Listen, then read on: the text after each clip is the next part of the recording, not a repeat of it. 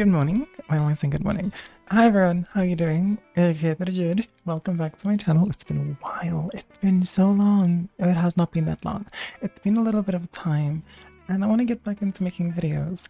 I wanted to make a video talking about BPD and like my diagnosis and everything surrounding that because like I have BPD and I was diagnosed a couple months ago and that was a roller coaster of emotions and thoughts and reflecting. Every time we think about it, it generally makes me feel hopeless and whatnot. So I don't want to dive into that kind of thing. I want to have fun first and like experience, and not experience, and try and see the fun side of it, if that makes sense. So today we're going to be looking at some BPD memes because that exists on Reddit and it's a pretty big community, I believe. I don't know where to see the numbers.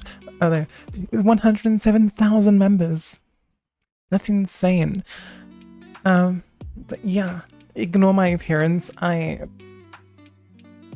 Today's a cozy day of just wearing sweatpants and a top and not bothering, you know? Very simple cozy day. Not sure where it's. Let me see what's the top of like the year.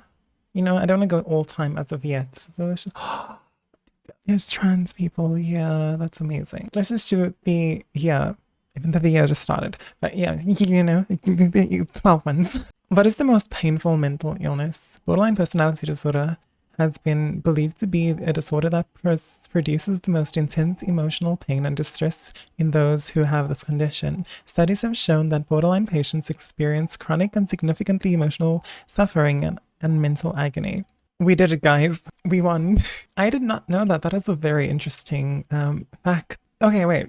I just realized, for those who don't know what borderline personality disorder is, it's a disorder that makes it very hard for you to regulate your emotions, and which leads to unstable emotions and unstable interpersonal relationships, such as friendships, family relationships, and romantic relationships.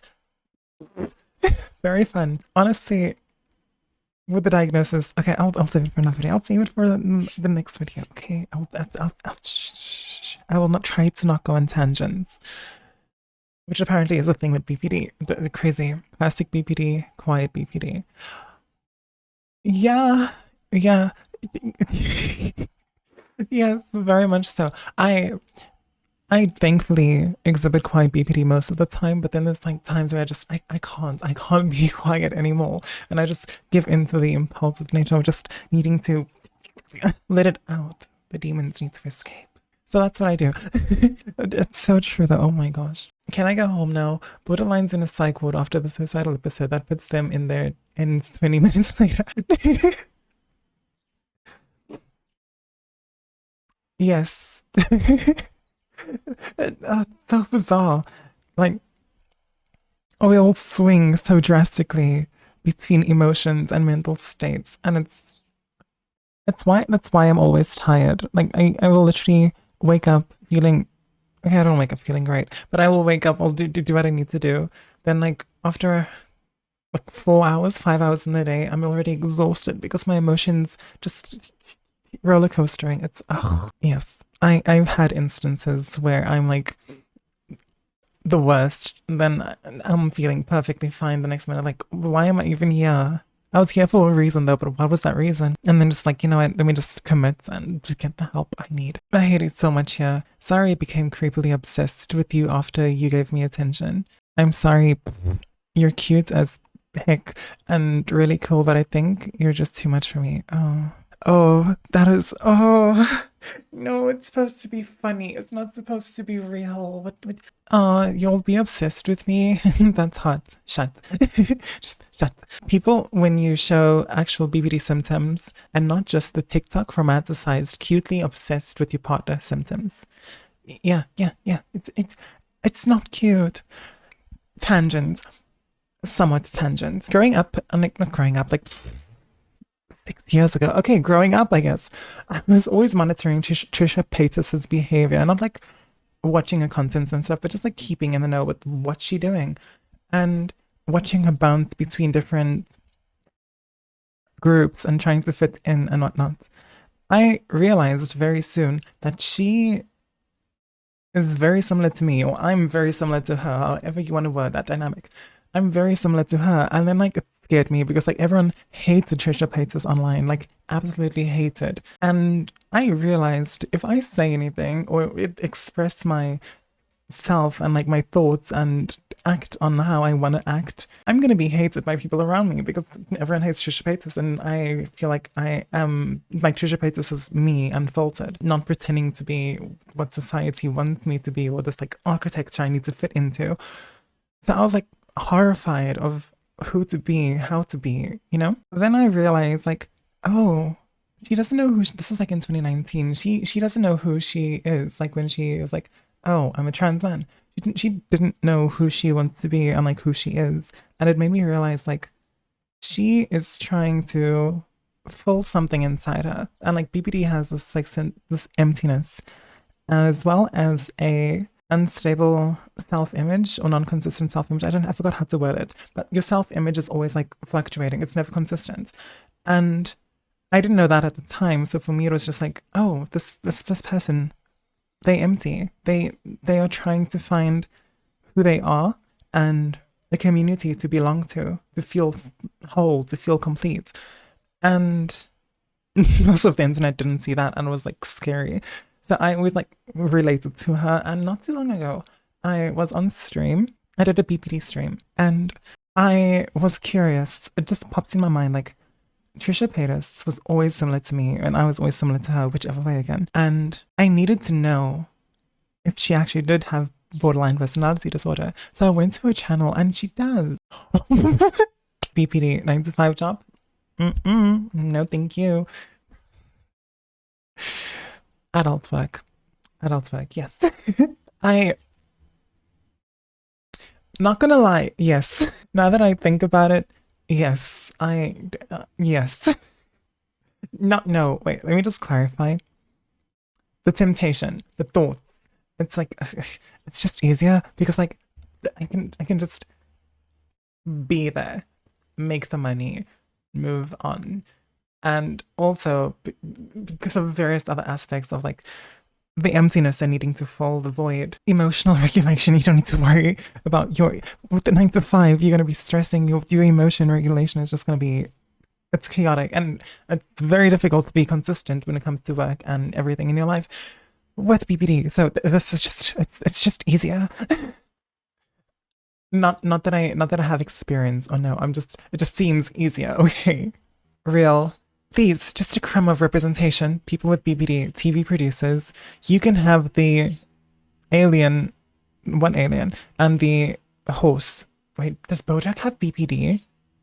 Does Roger have BPD? Not gonna lie, I've tried looking on YouTube for people with BPD, just like talking about their experiences and stuff, and it's mostly just doctors, just talking about their patients or the symptoms or characteristics and things people can do to be better and stuff. And it's like, yes, I want to be better, but also I want to listen and speak to someone who can relate to me on this topic and like maybe get advice and give them advice and just cry together or be okay together. Every BPD gully has had an I'm walking home moment. Yeah, I have that moment so many times, but people are like, no, you're not walking home, and like they just stop me, and I want to just leave me be, please. What I'd really like is for someone to objectively watch me for a week or so and then just sit down with me for a few hours and explain to me what I am like and how I look like to others and what my personality is in detail and how I need to improve. Where do I sign up for that? I told my therapist this. I was like, I want to go to a psychiatric ward, and I just want to be monitored and just I want them to come and tell me what they found out from monitoring me for a week. Those were my words. It's great, but kind of nerve-wracking and scary that other people relate to it. Like, it's nice. Okay, let me just clarify. It's nice that I'm not alone, but it's also like, I'd rather be alone. I don't want these people on the internet to suffer. I want to take their pain, you know? Yeah. POV, you realize you actually cannot be in a relationship because you are too obsessive and insane and your mood depends on their behavior towards you. moving swiftly on. I'm gonna be crying. After 4 years of DBT and a lifetime of hell, therapist says I likely don't fit the criteria for BPD. anymore. Good for you. Good for you. They leaving us. How dare you? No, I'm joking. Good for you. That's awesome. Let's see what the comments are saying. I created my therapist and the subreddit for giving me the support and validation I never received growing up. I love you all. Oh, that is so sweet. I know it is something with DBT therapy that can be worked through, and group therapy as well as like still one-on-one therapy. But that requires a lot of money and a lot of time and effort, and I do not have all of that stuff right now. One day I will be cured. It's so weird to say that. It feels wrong. But yeah, I'll be okay one day. BPD, best coochie disorder. Beautiful princess disorder. That is hilarious. I am saving that. It is with great pleasure I inform you that I no longer qualify for BPD diagnosis. That is so cool. Everyone's just, oh, it's so cool. Okay, now I'm starting to feel like I'm being left behind. What the hell? But good for that person. You changed. Yeah, you're not my favorite person anymore. Of course I did. That is too real. I think I'm actually at a point where I'm like very much losing my favorite person.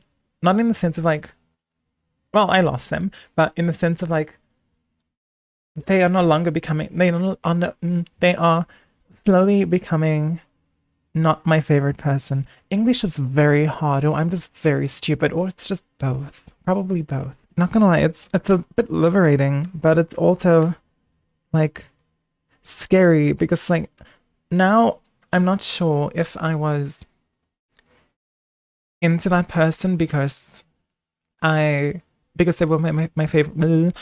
Now I'm like not really sure if that person was my favorite person, or if I was actually in love with that person, or am in love with that person.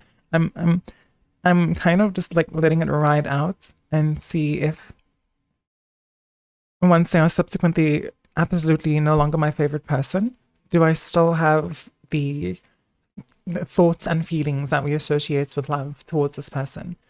And so far it's towards yes, but I don't know, it's very scary, and I just need to feel it out a little bit longer before I can actually definitively say yes or no, you know? Okay, we'll look at like 2 more and we're done. I need like a BPD eagle with a lot of trauma that, okay, that is good in bed and becomes unhealthily attached to me. For some reason, I need that. I did not know people with BPD can be romanticized and fantasized like that. I did not know that at all. I don't know how I feel about it. What's preventing you from disassociating into oblivion? Help. Help. I need help. Thank you. That is my best friend. Honestly, I have the best friend in the world. None of you have a friend as good as mine. Cry about it. That is me. I'm sorry. I don't mean it. My friend is really good. My friend, I would have, oh my gosh. There's been times where she's like, oh my gosh, please stop. Too much. She's been doing her best. I love her so much. I appreciate her so much. She deserves the world, and sadly I can't give her the world, but I'm gonna surely try, you know? Thankfully she's been by my side, most consistently by my side. She understood me. She took her time, like, and she realized once I got my BPD diagnosis, she was like, oh yeah, that makes sense. I was actually thinking you would, because like I did research and like, but I didn't want to say anything. Not my place. I was like, whoa, crazy. And like she has been there for me and has stuck with me through all my messiness and chaoticness. And I love and appreciate her so much. Me wearing my expensive online purchases only to realize the horrifying void is still in me. Yeah, I have a spicy therapist, a tattoo artist, right? And it's like, you were supposed to fix me.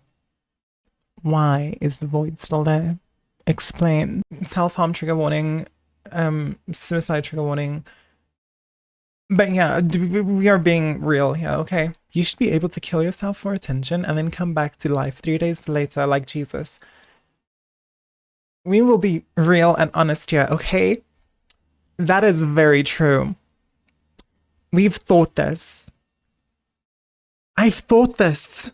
Whoa.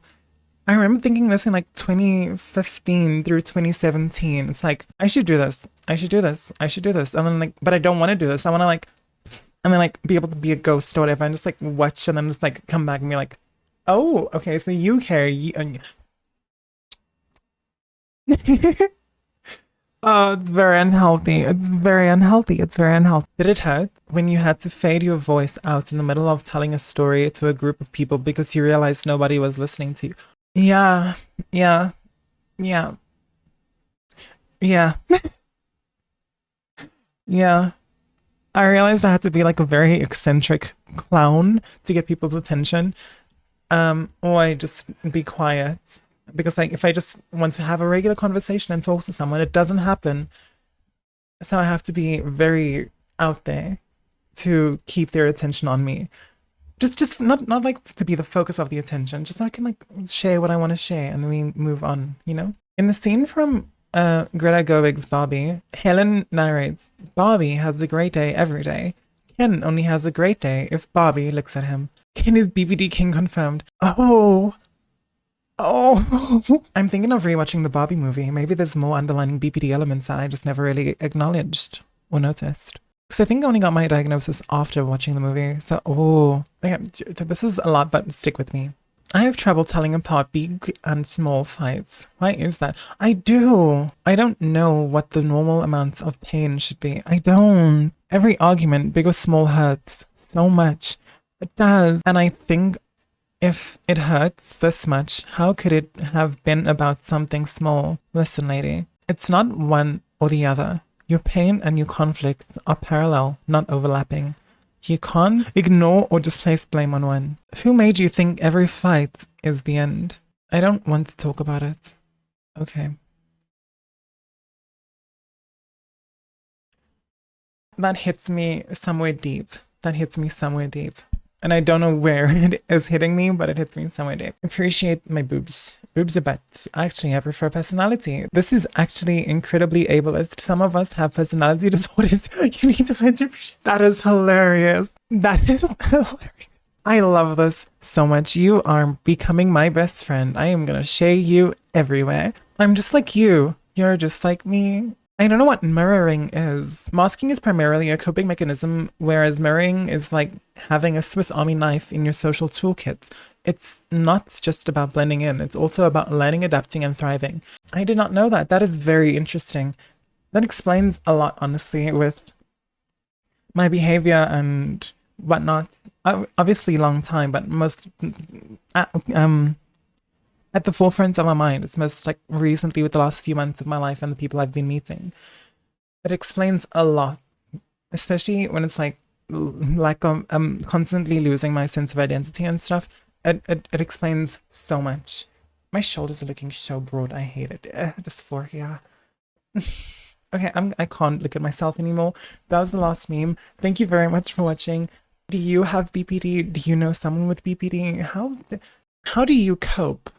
Honestly, for me, I don't know how I cope. So let me know how you cope, or if you know someone who has it and what they use to cope. Some people find it to be a scary thing. Some people don't understand. And the more you know about something, the less scared you are of it because you understand it better. So remember to take time to educate yourself on something that you are scared of or don't understand completely. And remember that you're going to be okay. We're all going to be okay. Bye.